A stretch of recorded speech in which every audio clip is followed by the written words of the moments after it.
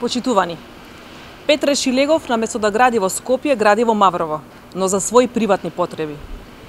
Додека во Скопје една година нема направено ниту еден проект, градежните работи на Шилегов во луксузната вила во вредност од над 50.000 евра интензивно се одвиваат.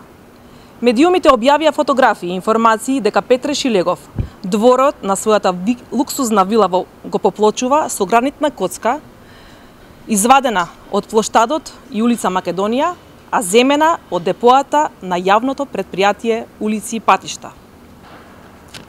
Ова се фотографиите кои беа објавени во медиумите, од кои јасно се гледа дека коцката која се реди пред луксузната вила на Шилегов во Маврово е иста како коцките кои беа отстранети од плоштадот и улицата Македонија. Петре Шилегов мора да даде одговор дали коцката која ја газеа скопските партизани во 1994 година кога влегуваа во ослободено Скопје, коцката на која беше направена прославата за ослободувањето на Скопје и коцката на која е прогласена независност на Република Македонија на 8 септември 1991 година, си ја нареди во дворот на својата луксузна викендичка во Маврово.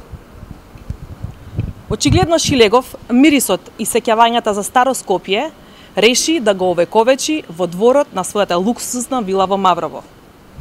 Додека скопјани возат по улици полни со дупки, додека десетици проекти стојат запрени, Шилегов ќе гази по гранитни коцки, како и старите скопјани.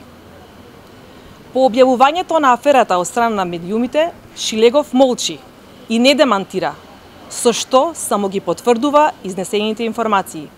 Шилегов не смее да молчи. Шилегов мора да одговори на сомнежите.